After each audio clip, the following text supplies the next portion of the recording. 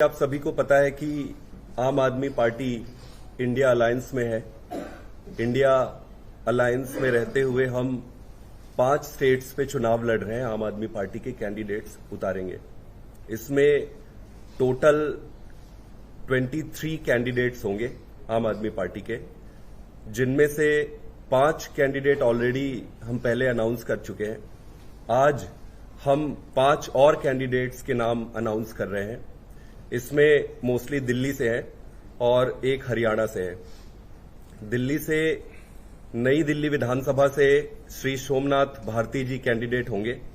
South Delhi Lok Sabha से श्री सही Ram ji candidate होंगे। वेस्ट दिल्ली लोकसभा से श्री महाबल मिश्रा जी कैंडिडेट होंगे और ईस्ट दिल्ली लोकसभा से श्री कुलदीप जी कैंडिडेट होंगे। इसके साथ साथ हरियाणा में कुरुक्षेत्र लोकसभा से श्री सुशील गुप्ता जी आम आदमी पार्टी की तरफ से चुनाव लड़ेंगे। अच्छी if you want to add Gopal ji. अभी जैसा हमारे संगठन के राष्ट्रीय महासचिव संदीप पाठक जी ने बताया कि आम आदमी पार्टी दिल्ली, हरियाणा, गुजरात, पंजाब और आसाम, इन 5 राज्यों में आम आदमी पार्टी की उम्मीदवार इंडिया गठबंधन के तहत खड़ी कर रही है। जैसा पहले ही गुजरात के अंदर हमने भरूच से और भावनगर से उम्मीदवार घोषित किए थे, आज दिल्ली से चारों लोकसभा सीट जहां से इंडिया गठबंधन में आम आदमी पार्टी के उम्मीदवार खड़ा करने का निर्णय हुआ था, उसमें खासतौर से पूर्वी लोकसभा सीट से आम आदमी पार्टी ने एक ऐतिहासिक आज फैसला किया है। पीएससी के अंदर पूर्वी लोकसभा सीट जनरल सीट है। उस जनरल सीट से हमने कोंडली से हमारे विधायक कुलदीप कुमार, जो एससी कैटेगरी से रिजर्व कैटेगरी से आते हैं, उनको लड़ाने का निर्णय किया है, जो एक ऐतिहासिक फैसला है। शायद दिल्ली में पहली बार किसी जनरल सीट से एक रिजर्व कैटेगरी के कैंडिडेट को खड़ा करने का कोई पार्टी निर्णय ले रही है। दूसरी तरफ मालवीय नगर से सोमनाथ भारती जी, जो हमारे आज की तारीख में जल बोर्ड के उपाध्यक्ष हैं, पूर्व मंत्री रहे हैं दिल्ली के अंदर, उनको कैंडिडेट बनाया है। साउथ से सही राम पहलवान, जो तुगलकाबाद से लगातार ये तीसरी बार वो विधायक चुने गए हैं और ग्रासरूट स्तर पे, जमीनी स्तर पे, जिन्होंने काउंसलर के चुनाव से लेकर के और विधायक रहते हुए लगातार जिन्होंने वहां पर काम किया है, उनको पार्टी ने उम्मीदवार बनाने का निर्णय लिया है। साथ ही साथ जो पश्चिमी दिल्ली सीट है, जहां से पूर्व सांसद महाबल मिश्रा जी, जिनका एक लंबा अनुभव है, उनको पार्टी ने अपना उम्मीदवार बनाया है। उसी तरह से हरियाणा के अंदर आम आदमी पार्टी जिस तरह से पूरी ताकत के साथ संगठन निर्माण का काम कर रही है, तैयारियां कर रही है, उसमें कुरुक्षेत्र से आम आदमी पार्टी ने अपने प्रदेश अध्यक्ष और पूर्व राज्यसभा सांसद सुशील गुप्ता जी को चुनाव मैदान में उतारा है।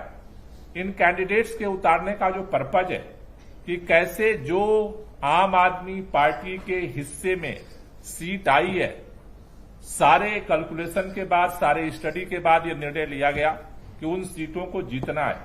अपने हिस्से की जो जिम्मेदारी है इंडिया गठबंधन में, इस देश को बचाने के लिए, संविधान को बचाने के लिए सबसे जरूरी है सीट को जीतना। तो हर सीट पर चुनाव जीता कैसे जा सकता है, वहां की परिस्थितियों का एनालिसिस करके आज ये पार्टी ने निर्णय लिया है।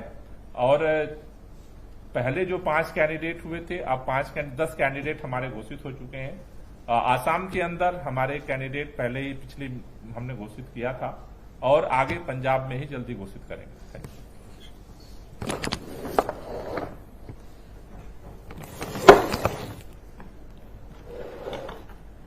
हमारे जो आज 5 कैंडिडेट्स की घोषणा हुई है उनकी एक विस्तृत चर्चा संदीप जी, गोपाल जी ने करी है।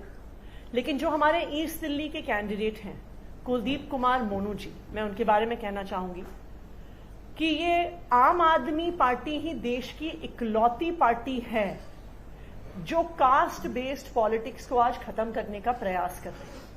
वरना चाहे आप दिल्ली की राजनीति देखिए, चाहे आप देश की राजनीति देखिए, कोई भी सीट हो, चाहे वो लोकसभा की सीट हो, चाहे वो विधानसभा की सीट हो, जब भी टिकटों का फैसला होता है तो ये कहा जाता है जी ये ब्राह्मण सीट है, ये पंजाबी सीट है, ये जाट सीट है, ये गुर्जर सीट है, यहां पे ये कॉम्बिनेशन चलेगा, यहां पे ये कॉम्बिनेशन चलेगा। लेकिन जब से आम आदमी पार्टी राजनीति में आई है तब से इस प्रकार के कैलकुलेशंस को आम आदमी पार्टी ने खत्म किया है। आम आदमी पार्टी सिर्फ ये देखती है कि कौन जनता के लिए काम करना चाहता है, कौन पब्लिक के बीच में रहता है, कौन दिन रात पब्लिक की सेवा करता है, उनकी समस्याओं का समाधान करता है। और इसी को देखते हुए कुलदीप कुमार मोनू जी को हमने ईस्ट दिल्ली से कैंडिडेट बनाया है।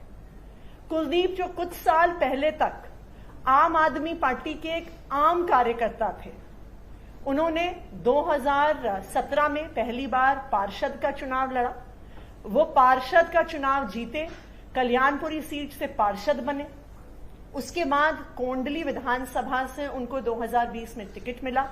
उनके काम की वजह से, उनकी मेहनत की वजह से, उन्होंने जो पब्लिक सर्विस करी उसकी वजह से 2020 में जिस व्यक्ति ने एक आम कार्यकर्ता के तौर पे शुरुआत करी थी, 2020 में उनको विधायक का टिकट मिला। अच्छी मार्जिन से वो कोंडली की सीट जीत कर आए और इसी मेहनत की वजह से पार्टी ने उन्हें प्रदेश का उपाध्यक्ष भी बनाया। और आज ईस्ट दिल्ली लोकसभा जो एक जनरल सीट है उन्हें हम वहां से चुनाव भी लड़वा दिए। तो ये टिकट जो हमने ईस्ट दिल्ली में दी है, मुझे ये लगता है ये आम आदमी पार्टी की पॉलिटिक्स का एक द्योतक है कि आम आदमी पार्टी सिर्फ राजनीति करने नहीं आई है, आम आदमी पार्टी इस देश की राजनीति को बदलने आई है। और मुझे इस बात पर भी गर्व है कि हमेशा दिल्ली के लोगों ने इस राजनीतिक बदलाव का समर्थन किया है और मुझे पूरा भरोसा है कि जो प्यार, जो भरोसा दिल्ली वालों ने हमेशा आम आदमी पार्टी को दिखाया है, आने वाले इस लोकसभा चुनाव में भी वो दिखाएंगे। Thank you. Thank you. Sandeep ji, 8वां नोटिस अभी सीएम को आ गया है, एक के बाद एक नोटिस आएंगे। जैसा कि आप सभी को पता है और पूरे देश को पता है कि सारे नोटिसेस इलीगल हैं और अभी स्पेशली ये नोटिस का मैटर जो है कोर्ट में है, तो कोर्ट का इंतजार करते हैं, कोर्ट के ऑर्डर का, वर्डिक्ट का इंतजार करते हैं। संदीप जी, कोई कोऑर्डिनेशन कमेटी भी आप लोग बना रहे हैं कांग्रेस के साथ दिल्ली में, खासतौर से कोऑर्डिनेट करने के लिए, क्योंकि काडर मोबिलाइजेशन दोनों पार्टियों का होगा एक दूसरे की सीटों पे, तभी जीत सुनिश्चित हो पाएगी। बिल्कुल आप सही कह रहे हैं, इसके लिए हमने प्रपोजल रखा हुआ है। मेरा मानना है कि कुछ दिन में ये मटेरियलाइज हो जाएगा। दोनों पार्टी के पास जो वोट आया था पिछले लोकसभा चुनाव में, उसका एक बड़ा उदाहरण दिया जा रहा है कि अब भी बीजेपी और आप दोनों के वोट बैंक में 16-17% का अंतर है। आपको क्या लगता है कि दोनों पार्टी के गठबंधन के बाद कितना उसमें बदलाव आने की उम्मीद आप लोग गेज कर रहे हैं, कितने कार्यकर्ता जुड़ पाएंगे? देखिए, वो सीधा जब आप वोट शेयर को ऐड करके जो निकाल रहे हैं वो राजनीति में बिल्कुल करेक्ट कभी उतरता नहीं है। टोटल वोटिंग परसेंटेज को अगर आप देखेंगे तो हर इलेक्शन में वो अलग अलग वेरी करता है। किस सेगमेंट से कितना वोटिंग परसेंटेज टर्न आउट हुआ वो अलग अलग डिपेंड करता है। इलेक्शन डिपेंड करता है, कैंडिडेट पे भी डिपेंड करता है। और जब आप कॉम्बिनेशन में दो पॉलिटिकल पार्टीज आते हैं तो ये सारी परिस्थितियां बदल जाती है, तो वो वर्कआउट नहीं करेगा। इस बार इंडिया अलायंस पूरी मजबूती से चुनाव लड़ रही है और देश को एक विकल्प की जरूरत है, तो पूरी जनता की जो मानस है वो बदलाव के लिए रहेगा और चुनाव जीतेंगे। देखिए, जो कह रही है भारतीय जनता पार्टी, जो कह रही है ना कि हमारा मार्जिन बहुत ज्यादा था, उस मार्जिन की ताकत कितनी है आप इसी से अंदाजा लगा सकते हैं। जिस दिन से गठबंधन घोषित हुआ है उस दिन से सारे सीट पर भाजपा कैंडिडेट ढूंढ रही है। अगर मार्जिन इतनी ज्यादा है तो इतने जो है माथापच्ची करने की जरूरत क्या है? वो तो कोई भी लड़के चुनाव जीत लेगा, फिर इतने कैंडिडेट भाजपा क्यों ढूंढ रही है? संदीप जी, आपने कोऑर्डिनेशन की बात की है, क्या ये जो अनाउंस कैंडिडेट है इसके अंदर भी क्या कोऑर्डिनेशन था कि इसके कंसेंसस बन पाए कि दूसरी पार्टी की हम एक कैंडिडेट फील्ड कर रहे हैं, इसकी भी मंत्रणा दोनों पार्टियों के बीच में हुई है? हम म्यूचुअली एक दूसरे से डिस्कस करके म्यूचुअल अंडरस्टैंडिंग के साथ की है। बाकी हर पॉलिटिकल पार्टी का अपना प्रेरोगेटिव है कि किसको कैंडिडेट होता है। ठीक है, चलिए। 3 विधायक और एक जो आपके पूर्व सांसद हैं उनके साथ आप मैदान में उतरे हैं, क्या क्राइटेरिया रहा जब आप लोग चयन कर रहे थे, क्योंकि बहुत से नामों पर चर्चा हुई होगी बीएसपी की बैठक में भी, तो क्या क्राइटेरिया समझ के आपने इन लोगों को मैदान में उतारा? देखिए, सबसे बड़ी क्राइटेरिया चुनाव में कैंडिडेट उतारने की होती है विनेबिलिटी की।